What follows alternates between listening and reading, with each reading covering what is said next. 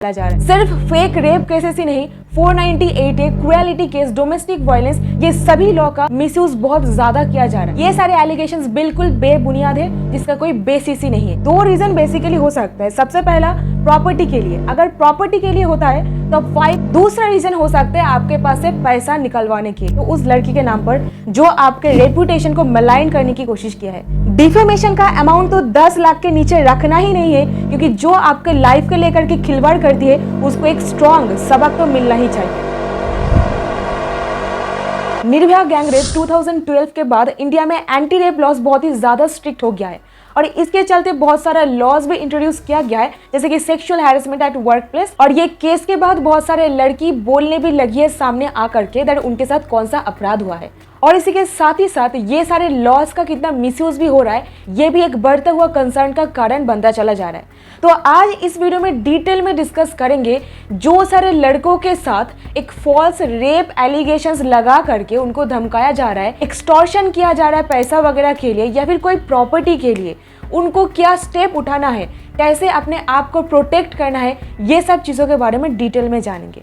देखिए, मैं हर एक वीडियोस के थ्रू एक ही मैसेज देने की कोशिश करती हूँ दैट जो लोगों के लिए कानून बनाया गया है उनको मिसयूज नहीं करना चाहिए कभी भी, और जिनके साथ वायलेंस किया जा रहा है उनको चुप नहीं रहना चाहिए कभी भी। और बहुत सारे रिपोर्ट्स पब्लिक डोमेन पर अवेलेबल है, जैसे कि आप देख सकते हो यहाँ पर फॉल्स रेप केसेस इतनी तेजी से इंडिया में बढ़ता चला जा रहा है, ये एक बर्निंग कंसर्न बन गया है। और यहीं पे सबसे पहला स्टेप जो आपको उठाना है, अगर आपके नाम पर कोई फॉल्स रेप एलिगेशन लगाया जाएगा, ऐसा आपको आशंका हो रहा है, एंटिसिपेशन हो रहा है, तो सबसे पहले जा करके anticipatory bail under section 438 CrPC में पहले सेशंस कोर्ट में जा करके लगाना है। सेशंस कोर्ट अगर सेटिस्फाई होते हैं तो आपको बेल ग्रांट कर देंगे, मतलब पुलिस ऑफिसर आपको अरेस्ट नहीं कर सकेंगे। और रेप लॉ एक non bailable and cognizable offence है, मतलब पुलिस ऑफिसर को बिल्कुल पावर दिया गया है, विदाउट एनी वारंट आपको अरेस्ट कर सकते हैं। तो इससे बचने के लिए आप सेशंस कोर्ट में जा करके एंटीसिपेटरी बेल एप्लीकेशन दर्ज कीजिए अग्रिम जमानत के। अगर सेशंस कोर्ट रिजेक्ट करते हैं तो आप चले जाइएगा हाई कोर्ट, वहां पर जा करके आप सेटिस्फाई कीजिएगा आपका एप्रीहेंशन का जो रीज़न है, सच में आपको क्यों लग रहा है आपको ऐसे केसेस में फंसाया जा सकता है, तो रीजन दे करके बताइए। हाई कोर्ट को सेटिस्फाई कीजिए, रीजन टू बिलीव दीजिए, डेफिनेटली आपको बेल ग्रांट कर दिया जाएगा और आपको रिलीफ मिल जाएगा। और एप्लीकेशन पर जरूर मेंशन कीजिएगा तथा आपका जो सम्मान है उसको मलाइन करने के लिए, आपको डिफेम करने के लिए। एंड ये सारे एलिगेशंस बिल्कुल बेबुनियाद है, जिसका कोई बेसिस ही नहीं है। और देखिए, रेप एलिगेशन ऐसा एलिगेशन है जो लगा देना तो बहुत ईजी है, पर इसको प्रूव करना बहुत ही डिफिकल्ट। सबसे इंपॉर्टेंट दैट आपको एविडेंसेस के ऊपर ध्यान देना है।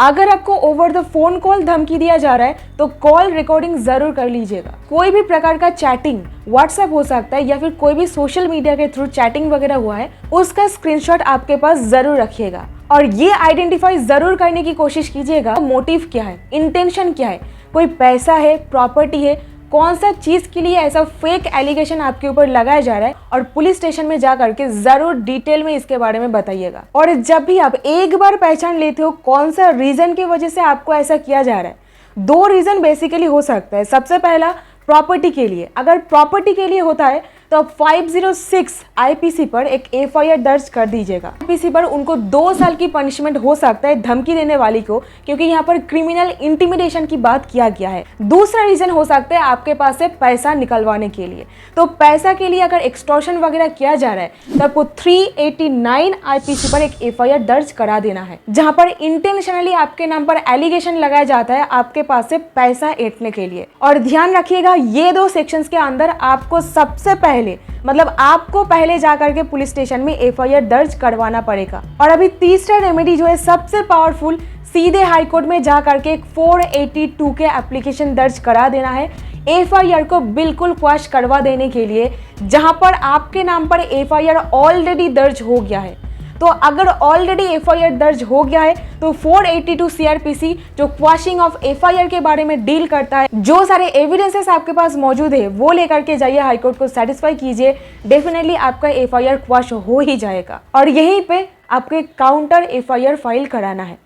काउंटर एफआईआर में ये लिखाना है दैट मेरे को धमकी दिया जा रहा है, दैट इस तरीके से मुझे फंसाया जाएगा, ऐसा करके काउंटर एफआईआर डाल देना है। और अभी last remedy but not the least, that जहां पर आपके नाम पर ऐसा केसेस वगैरह किया गया था और आपको एक्विटल मिल गया है, यानी कि आप बेकसूर खलास हो गए हो। एक्विटल होने के बाद आप एक डिफेमेशन केस फाइल कर सकते हो उस लड़की के नाम पर जो आपके रेपुटेशन को मलाइन करने की कोशिश किया है। डिफेमेशन का अमाउंट तो 10 लाख के नीचे रखना ही नहीं है, क्योंकि जो आपके लाइफ के लेकर के खिलवाड़ करती है उसको एक स्ट्रॉन्ग सबक तो मिलना ही चाहिए। और इसके साथ ही साथ 3 सेक्शंस याद रखिएगा, ये 3 सेक्शंस भी आपके फेवर में ही काम करेगा। सबसे पहला, फैब्रिकेशन ऑफ एविडेंस। जाहिर सा बात है, जहां पर ऐसे कोई फेक केसेस किया गया है इसको साबित करने के लिए वो एविडेंस भी बनाए हैं।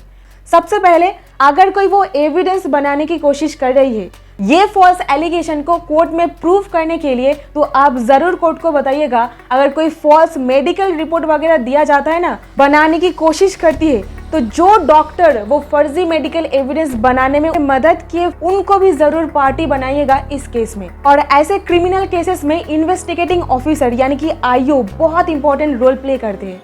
अगर आईओ कोई गलत तरीके से कोई गलत इंफॉर्मेशन आपके नाम पर बना करके कोर्ट में पेश किए है, गलत तरीके से इन्वेस्टिगेशन किए है, तो इन्वेस्टिगेटिंग ऑफिसर के खिलाफ एक डिपार्टमेंटल एक्शन किया जाए, इसके ऊपर भी एक एप्लीकेशन जरूर दर्ज कीजिएगा। तो इन्वेस्टिगेटिंग ऑफिसर डॉक्टर अगर वो उनके साथ मिल करके कोई साजिश रचने की कोशिश की है, उनको बिल्कुल छोड़िएगा मत। और लास्ट पॉइंट, आपके ऊपर फॉल्स चार्जेस लगाया गया है इंटेंशनली आपको क्षति पहुंचाने के लिए, इस आधार पर भी आप एक केस दर्ज कर सकते हो।